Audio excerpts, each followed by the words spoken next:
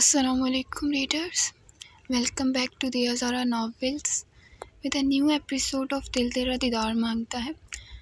I hope कि आप लोगों को पिछली एपिसोड्स पसंद आई होंगी। फर्स्ट ऑफ ऑल देर वाला ईद मुबारक, और आई होप कि आप लोगों की ईद अच्छी गुजरी होगी। बहुत ज़्यादा माजरत के 2 दिन से दिल तेरा दीदार मांगते के एपिसोड नहीं दे पाई बिकॉज मैं बिज़ी थी थोड़ा, तो इसलिए वॉइस ओवर नहीं कर सकी। और इबा वैसे ही बिज़ी होती हैं कि उनको अपने चैनल के लिए भी वॉइस ओवर करनी होती है। तो खैर, दिल तेरा दीदार मांगते के एपिसोड 10 के साथ हाजिर हुई हूँ। उम्मीद करती हूँ आप लोगों को ये एपिसोड पसंद आई होगी। और आप लोग बहुत ठंडा रिस्पांस देते हैं यार, अच्छा रिस्पांस दिया करें, कमेंट्स लाजमी किया करें। मैंने पिछली वीडियो में भी आपको कहा था और इस वीडियो में दोबारा से कह रही हूँ कि कमेंट फिर लाजमी किया करें। चलें, कोई नया नावल स्टार्ट करते हैं। एपिसोड 10 बाय माला शाह, दिल तेरा दीदार मांगता है। सरदार जी बात सुने। वो कपड़े बदल कर बाहर आई थी और हाथ में कुछ छुपाया हुआ था। हाँ बोलो। इब्तिसाम भी सामने मौजूद सोफे पर बैठता हुआ बोला था। वो अपनी उंगलियां मरोड़ती इधर उधर देखने लगी थी।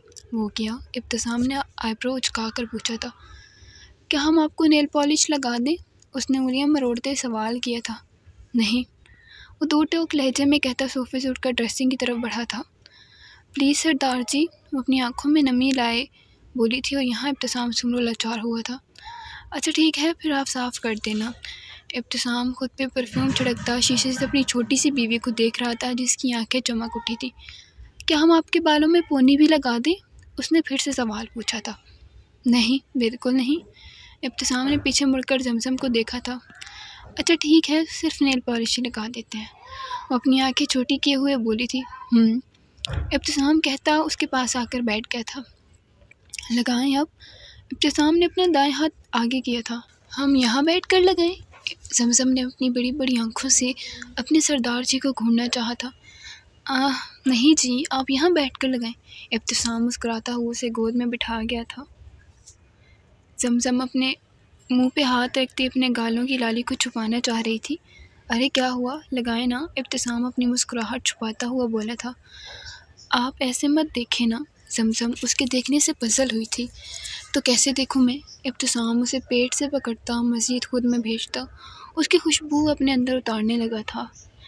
सरदार जी ऐसा मत करें ना। जमजम शर्म से लाल हुई थी। कैसे? इब्तिसाम ने अपनी गिरफ्त थोड़ी सी ढीली की थी। कुछ नहीं। जमजम शर्माती हुई अपना सर इब्तिसाम के सीने पर रख गई थी।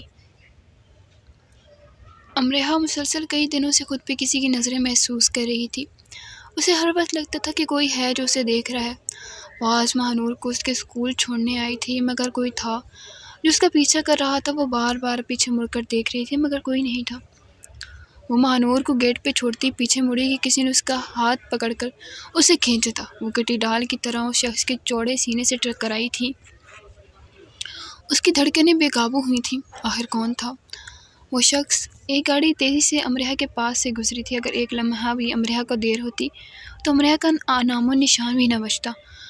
कौन है? वो शख्स से फ़ौरन दूर होती उसकी मास्क और चश्मे के पीछे छुपी आंखों में घूरती हुई बोली थी। इंसान हूँ। मुकाबिल का लहजा शौक था।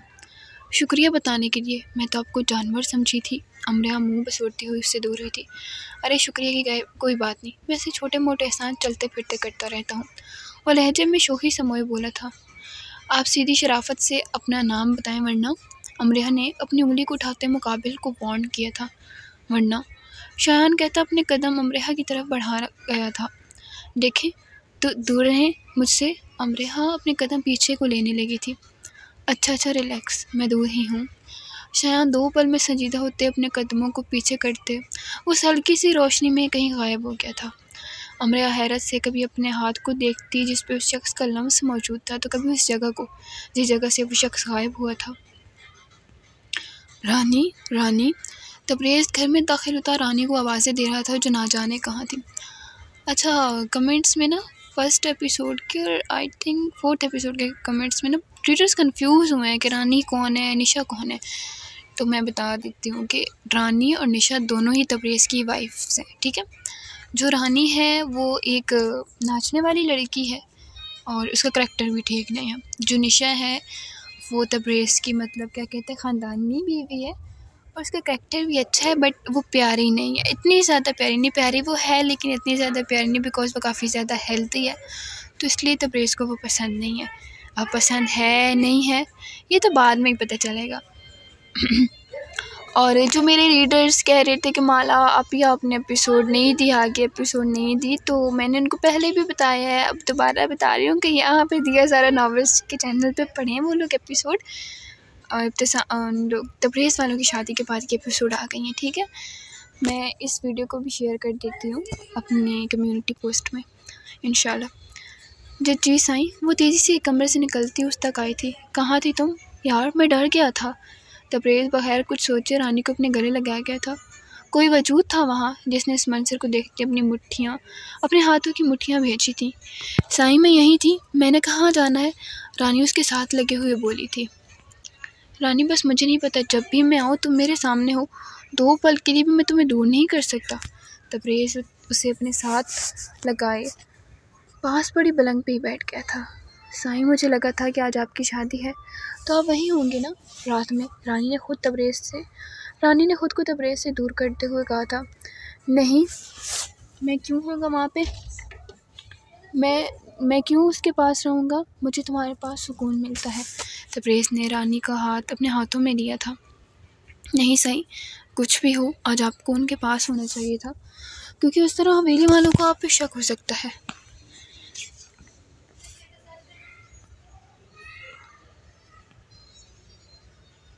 आई am so sorry, PDF I think मिल गया था थोड़ा सा, तो माजरत बहुत ज़्यादा। नहीं, मैं क्यों उसके पास रहूँगा, मुझे तुम्हारे पास सुकून मिलता है। तबरेज़ ने रानी का हाथ अपने हाथों में थाम लिया था। नहीं साईं, कुछ भी हो आज आपको उनके पास ही होना चाहिए था, क्योंकि इस तरह हवेली वालों को आप पे शक हो सकता है। रानी अपना हाथ छुड़वाकर कहती तबरेज़ से थोड़ा फासला कायम कर गई थी। नहीं रानी, मैं यहीं ठीक हूँ, तबरेज़ कहता रानी की गोद में सर रह गया था। साईं आपको समझ में नहीं आता मैं क्या कह रही हूँ? आज आपको वहाँ जाना चाहिए, आज आप वहाँ जाएं। रानी ने तबरेज़ का सर अपनी गोद से हटाते कहा था। ठीक है, तबरेज़ बस इतना कहता गुस्से से निकलता अपने रुख हवेली की तरफ कर गया था। रानी मुस्कुराते हुए अपने कदम कमरे की जाने बढ़ा गई थी। अब कमरे में कोई मौजूद था नहीं था ये तो बाद में पता चलेगा। हर सू अंधेरा था, दूर से कहीं जानवरों की आवाज़ें माहौल में लर्जिश पैदा कर रही थी। ऐसे में 2 वजूद ज़मीन पे औंधे मुँह लेटे अपनी ज़िंदगी की दुआ मांग रहे थे। ऐसे हमें माफ़ कर दो, एक वजूद की आवाज़ पे दूर खड़ा वो शख्स जो कि ब्लैक जीन्स ब्लैक हुड्डी में मलबूस था मुस्कुराया था।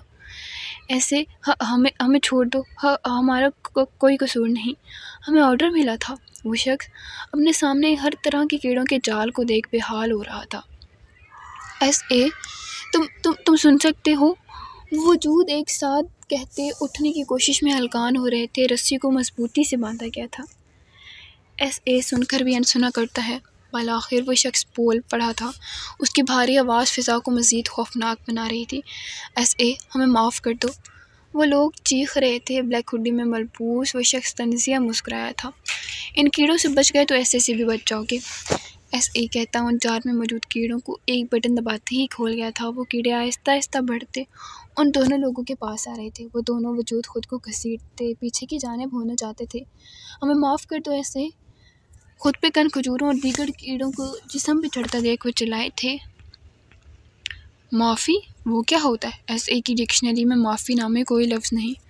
वो शख्स कहता सिगरेट चलाता पास पड़ी कुर्सी को घसीटता उस पर बैठ गया था। वो कीड़े रेंगते हुए उन दोनों पर चढ़ रहे थे। वो कभी अपने हाथों को खोलने की कोशिश करते तो कभी उठने की, मगर आहिस्ता आहिस्ता उन कीड़ों का जहर उनके जिस्मों में जाने लगा था। वो कीड़े रेंगते रेंगते उन दोनों के कानों में जा रहे थे। वो लोग चला रहे थे, मगर मुकाबिल ऐसा था जैसे वहाँ कोई ज़ीरो है ही नहीं। वो तेज़ तेज़ कदम उठाता कमरे में दाखिल हुआ था। निशा का दिल तो किसी सूखे पत्ते की तरह लरस रहा था। क्या कहा था तुमसे मैंने कि तुम्हारी इतनी औकात नहीं तुम तबरेज़ मुकद्दर शाह की बीवी बन सको, तो फिर किससे पूछकर तुम यहाँ बैठी हो? हाँ। वो एक हाथ उसकी टोड़ी को सख्ती से जकड़े दूसरे हाथ से उसको खड़ा करता हुआ चिल्लाया था। वो Sai, oh just shut up you bloody bitch, जाहिल औरत। नहीं हूँ मैं कोई तुम्हारा साईं, तबरेज़ उसे बेड पे पटकता खिड़की की तरफ आया था। वो अपने बालों में हाथ फेर रहा था, उससे था कि कम हो ही नहीं रहा था। ठंडी हवा माहौल को पुरअसरार बना रही थी। ठंडी हवा माहौल को पुरअसरार बनाती थी। ठंडी हवा का झोंका खिड़की से होता तबरेज़ से टकराया था। तेज़ हवा थी और ठंड इस बार कुछ ज़्यादा ही पड़ी थी। इसको बंद कर दें, सर्दी है, निशा हकलाते हुए बोली थी।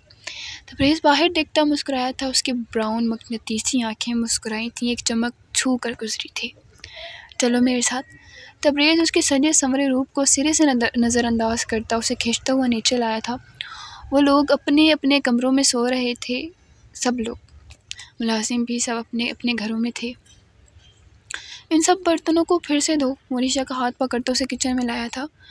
ससाई और जस्ट शट अप, बर्तन धो, वो पत्थर बना बोला था। सर्दी है, निशा आहिस्ता से बोली थी। बचपन से उसे सर्दी पसंद नहीं थी और ये बात तबरेज़ बहुत अच्छे से जानता था। आई डोंट केयर, उप्स, मेरा मतलब मुझे परवाह नहीं। दरअसल मैं बार बार भूल जाता हूँ कि मैंने एक चाहे लड़की नहीं, एक गाय को अपने ऊपर मुसल्लत कर लिया है। वो बगैर उसके आंसू की परवाह किए हुए ज़हर खंदा लहजे में बोला था। पहले ही दिन अपने महरम से ऐसे अल्फाज सुनना और उस शख्स से जिससे आपने मोहब्बत की हो बचपन की, वो कितनी तकलीफ़ देता है, इसे उस वक्त सिवाय निशा सिकंदर के कोई भी अंदाज़ा नहीं कर सकता था। एक बात समझ में नहीं आती तुम्हें निशा सिकंदर, आई सेड के बर्तन धो, वो दबा दबा चिल्लाया था। जी, निशा जल्दी से कहती हुए धुले हुए बर्तनों को फिर से धोने लगी थी। गर्म स्याल उसकी आंखों से बहता संगमरमर के फर्श पे गिर रहा था। उसके बचपन से सजाए हुए ख्वाब इस तरह टूटे थे कि वो कुछ भी ना कर पाई थी। आहिस्ता आवाज़ में धो, कोई जागना नहीं चाहिए। तबरेज़ पास पड़ी कुर्सी को घसीट कर अपने पास करते उस पर बैठ गया था। जी, निशा अपने आंसुओं को बार बार साफ़ करती बर्तनों को धो रही थी। उसे आज तकरीबन आधा घंटा लगा था सारे बर्तनों को धोने में। कांच का गिलास उसके हाथ से छूटता पैरों पे टूटा था, खून लकीरों में बह रहा था। वो अपनी सिसकी रोके खड़ी थी। अंधी हो क्या, नज़र नहीं आता तुम्हें? तबरेज़ तेज़ी से उठता उसके पास आया था। देखा नहीं, पाँव पे लग गई तुम्हें, तबरेज़ कहता उसके कदमों में बैठा था। निशा सिकंदर हैरान, हाँ वो हैरान ही तो रह गई थी उस मर्द पे। वो क्या था, पल में तोला, पल में माशा। इसे छोड़ दो, सुबह साफ़ हो जाएगा, तुम चलो कमरे में। तबरेज़ उसे कुछ भी सोचने समझने का मौका दिए बगैर उसे बाहों में भरता आराम से सीढ़ियाँ चढ़ते कमरे में लाया था। वो अलमारी से फर्स्ट एड बॉक्स निकालता उसके पास आया था जो सोफ़े पे बैठी खामोशी से आंसू बहा रही थी। आराम से कांच को निकालता, खून को साफ़ करता, बैंडेज करता, उठकर फर्स्ट एड बॉक्स को वापस रखने के लिए मुड़ा था। सुने, वो आहिस्ता आवाज़ में बोली थी। तबरेज़ ने बगैर मुड़े कहा था। शुक्रिया, वो अपनी आंखों की गोशों से नमी साफ़ करते हुए बोली थी। ज़रूरत नहीं, तबरेज़ तंज़िया कहता बॉक्स को अलमारी में रखता कमरे से निकल गया था। बोल, क्यों बुलाया था मेरी चमक छल्लो? अच्छा, ये वहाँ का आगे का सीन है। जब दावर रो रहा होता है तो आर्यन उसके पास आता है, देन दावर उसके साथ थोड़ी मस्ती करता है और वो उसे शाम को डेरे पे बुलाता है। सही है, भूलिएगा मत। बोल, क्यों बुलाया था मेरी चमक छल्लो? दावर अपनी हंसी छुपाता आर्यन के पास ही बैठा था। देख, मुझे लग रहा है भाभी के हम में तेरा दिमाग खिसक चुका है। आर्यन दावर से थोड़ा फासला कायम करते हुए बोला था। अरे कहाँ जाने मन, दिमाग तो अब आया ठिकाने पे। दावर अपनी हंसी छुपाने की कोशिश करता आर्यन के नज़दीक हुआ था। बेशरम इंसान, कुछ शर्म कर ले, दोस्त हूँ तेरा। आर्यन उसके रातों को भांपता उठकर सामने बिछी पलंग पे बैठा था। हाँ ना, दोस्त है तो तभी तो तुझ पे प्यार आ रहा है। दावर अपनी शॉल को दुरुस्त करता उठकर फिर से आर्यन के साथ बैठा था। जलील इंसान, बेशरम इंसान, बेहया, दफ़ा हो जा, अब मैं कोई प्लान नहीं बता रहा। आर्यन अपनी घड़ी पे टाइम देखता उठ खड़ा हुआ था। अच्छा मजाक करो, तू बता क्या बताना है? दावर 2 पल में संजीदा हुआ था। हाँ अब ठीक है, अब मेरी बात सुन, आर्यन फिर से कहता, मगर दावर से थोड़ा दूर होकर बोला था। बैठता, सॉरी। देख, हम ऐसा करते कि उस बंदे को उठा लेते हैं जो भाभी का रिश्ता लेके आने वाला है। आर्यन दावर के चेहरे को देख रहा था। नहीं, बस एक लफ्ज़ी जवाब, चेहरा हर तासुर से साफ था। अच्छा, फिर उसको डरा धमका देते हैं। आर्यन ने एक और मशवरा दिया था। नहीं, चेहरे पे सपाट तासुर आते। अच्छा, फिर भाभी को कहीं गायब करवा देते हैं। आर्यन ने आखिरी कोशिश की थी। नहीं, बिल्कुल नहीं, दावर बिल्कुल संजीदा लहजे में बोला था। बस फिर ठीक है, तू भाभी की शादी में मुजरा कर लेना। आर्यन गुस्से से बोला था। ज़्यादा बकवास मत कर, मैं उसके किरदार पे कोई सवाल नहीं आने दूंगा, और अगर मेरी मोहब्बत सच्ची हुई तो वो मुझे मिल जाएगी। मैं कोई फजूल हरकत नहीं करूँगा, तावर कहकर अपनी शॉल को अपने कंधों पे डालता लंबे लंबे डंक भरता डेरे से निकल गया था। तो फिर शादी में कुर्सियाँ लगाने के लिए तैयार हो जाओ मेरे बच्चे, आर्यन ने पीछे से आवाज़ लगाई थी। वो खुद भी बहुत परेशान था तावर के लिए, मगर वो क्या कर सकता था। मर्द को कभी बुज़दिल नहीं होना चाहिए। तावर सुमरो, अगर मोहब्बत ना मिले तो तुझे छीन लेनी चाहिए थी। मैं नहीं चाहता सारी ज़िंदगी इश्क के रोक में तो गुजारे। आर्यन अपनी सोचों को झटकता डेरे से निकला था। आज तो उसकी सपाटरी चाहकर भी उससे नहीं बच सकती थी। रिमशा सिकंदर का ख्याल आते ही आर्यन के नामी होठों पे मुस्कुराहट रक्स करने लगी थी। वो डेरे से निकलता फजर की नमाज़ पढ़कर हवेली लौटा था। हवेली में सभी 5 वक्त की नमाज़ पढ़ते थे। आर्यन को इस वक्त कुछ चाहिए था तो बस निशा सिकंदर। वो बगैर किसी की परवाह किए रिमशा सिकंदर माजरत वो बगैर किसी की परवाह किए रिमशा के कमरे में दाखिल हुआ था। हाय, कितनी मासूम हूँ मैं, और प्यारी भी। रिमशा ड्रेसिंग के आगे खड़ी खुद की तारीफ़ कर रही थी। जो भी देखे बस देखता ही रह जाए, पहली नज़र वाला प्यार हो जाए उसे मुझसे। जान निकाल दूँ उसकी जो तुम्हें देखे, नज़र भर कर देखे। वो जो शीशे के आगे खड़ी खुद की शान में कसीदे पढ़ रही थी, आर्यन की आवाज़ सुनकर फ़ौरन पलटी थी। आप कब आए? उसे देख वो फ़ौरन घबरा गई थी। अभी जब आप खुद की तारीफ़ें कर रही थी। वो चलता हुआ उसके रूबरू आया था। नहीं, वो तो मैं बस। रिमशा उसकी मौजूदगी से खज्जल हुई थी। इतने में उसने उसे कमर से पकड़कर अपने करीब किया था। रिमशा कटी डाल की तरह उसके सीने से जा लगी। प्यारी तो वाकई बहुत है, तभी तो ये बंदा बशर तुम्हारे आगे आकर कमज़ोर हो जाता है। आर्यन खुमार ज़दा लहजे में बोला था। डॉक्टर को जाकर चेक करवाएं, क्यों कमज़ोर हो रहे हैं आप? रिमशा मासूम मुँह बनाकर बोली थी। आर्यन का कहका गूंजा था। मेरी जान, तुम तो मासूम भी हो। आर्यन उसके गाल को चूमते हुए बोला था। हाँ, वो तो मैं हूँ, रिमशा इतरा कर बोली थी। मेरी जान जैसी भी हो, सिर्फ मेरी हो, वो शिद्दत भरे लहजे में बोला था। रिमशा ने उसके सीने में मुँह छुपाया था। मेरी जान शर्मा रही हो, आर्यन ने उसकी कमर पे हाथ फेरते बोला था। उस दिन क्या करूँगी जब मुकम्मल तौर पे मेरी दस्तरस में होगी। नहीं करे ना ऐसी बातें। रिमशा का चेहरा सुर्ख हो गया था। आर्यन एक हाथ उसके बालों में फंसाए उसका चेहरा ऊपर करके उसके होंठों पे झुक गया था और दूसरे हाथ से उसकी कमर सहलाने लगा था। उसे भी मदहोश कर चुका था। वो भी सब बुलाए उसका साथ दे रही थी। कुछ देर बाद वो उससे अलग हुआ तो रिमशा उसके सीने में मुँह छुपा गई थी। इधर देखो मेरी तरफ। आर्यन ने उसका चेहरा हाथों में थामा था। मेरी जान, अभी से यह हाल है तुम्हारा, उस दिन क्या होगा जब मैं तुम्हारे जिस्म के एक एक हिस्से को अपने लबों से छूऊंगा। वो उसके होंठों को छूते हुए बोला था। मैं बस महसूस करूँगी। उसने फ़ौरन आंखें बंद की और ख़ुद को कोसने लगी थी कि ये क्या कह दिया। मेरी जान, आप तो मुझसे भी आगे हैं। आर्यन उसके पीठ पे हाथ फेरता हुआ बोला था। रिमशा ने शर्मा कर उसके सीने में मुँह छुपाया था। तभी किसी के कदमों की आवाज़ आने लगी थी। साईं, कोई आ रहा है, रिमशा घबराते हुए बोली थी।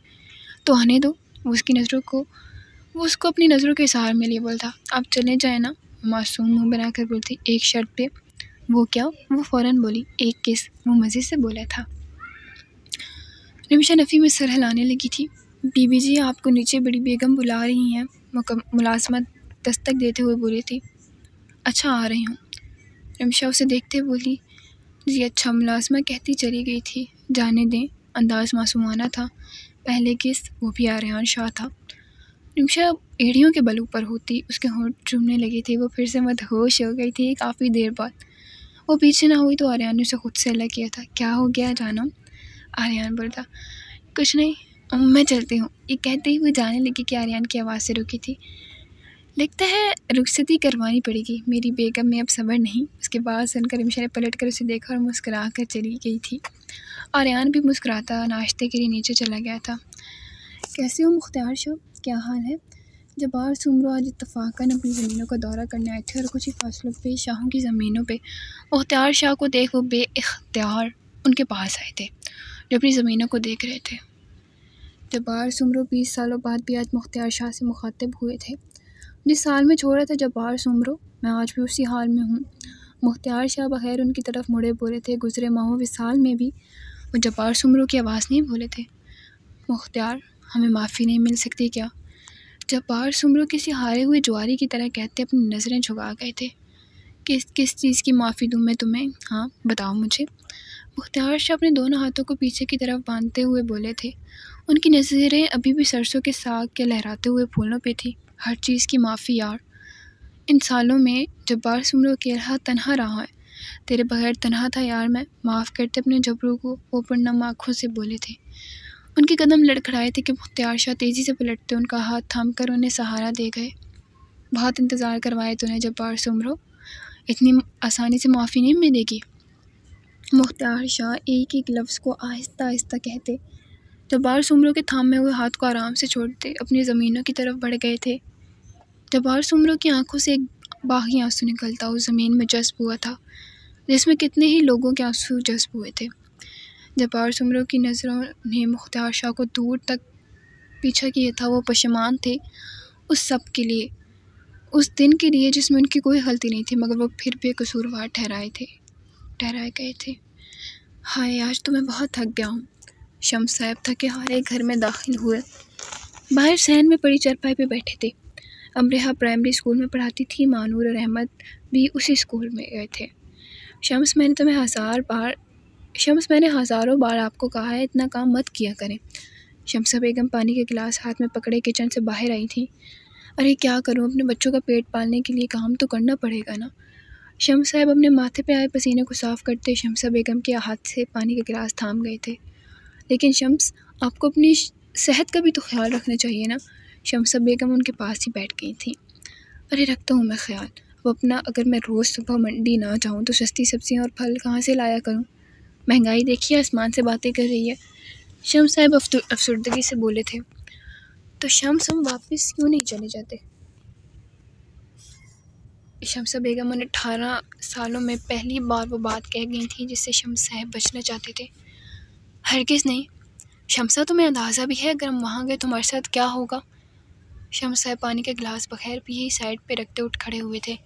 एक बार तो बिल्कुल नहीं, आइंदा के बाद तुम ऐसा सोचना भी मत। शम्स साहब गुस्से से कहते बड़े बड़े कदम उठाते घर से निकल गए थे। शम्सा बेगम भी अपना सिर अफसोस से छिड़कती पानी का गिलास वापस उठाती किचन में चली गई थी। तो बताइएगा आपको दावर आर्यन की बॉन्डिंग कैसी लगी, रिमिशा और आर्यन का रोमांटिक सीन कैसा लगा, तो प्रेस का निशा के साथ गुस्सा, पूरा बिहेवियर, रूड होना कैसा लगा, और इब्तिसाम और उसकी मासूम सी सरदारनी चीज़ जमजम, उनका कपल आप लोगों को कैसे लगा। काइंडली इस पर अच्छा रिस्पॉन्स दीजिएगा। तो इंशाल्लाह ना अगला एपिसोड लॉन्ग होगा। दुआओं में याद रखिएगा अपनी मासूम सी और प्यारी सी राइटर्स माला शाह को। इंशाल्लाह नेक्स्ट एपिसोड में मुलाकात होगी। अल्लाह हाफिज़।